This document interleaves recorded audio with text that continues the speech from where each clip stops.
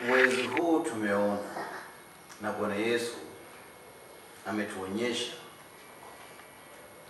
sio tu kwa neno lake, kwa vitendo, kwa wale waliodhamiria na kwa yoyote anayedhamiria popote pale ulipo, hakuna umbali katika roho,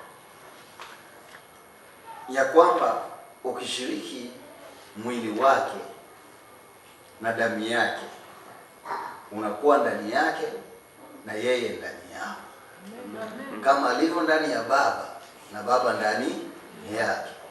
Na akasema kama Baba alivyomtuma yeye, na yeye anakutuma hivyo hivyo, hakuna kinachopungua. Alafu anasema mamlaka ya mbinguni na duniani ambayo amekabidhiwa yeye ni kwa ajili yako wewe. Kwa hiyo anasema chochote utakachofunga duniani itakuwa kimefungwa wapi? Mbinguni. Alafu aishia hapo, anasema ukiweza kumsadiki ya kwamba yeye yuko ndani ya Baba na Baba ndani yake, ukimuona umemwona Baba, na ukimuona Baba umemwona yeye. Kazi azifanyazo unazifanya na wewe. Alafu aishia hapa, anasema na kubwa zaidi ya hizo unazifanya. Kwa sababu yeye anaenda kwa Baba na yuko kwa Baba. Sasa wewe unapokuwa ndani yake na yeye ndani yako, sasa wanakuona wewe wanamuona Yesu. Kama watu hawaoni Yesu kwao, wewe hujaokoka. Au kama umeokoka, wewe una marasmus, una kwashako, una udumaji, yani umedumaa katika ukuaji wako, virutubisho vinavyokufanya wewe kama Yesu hauna.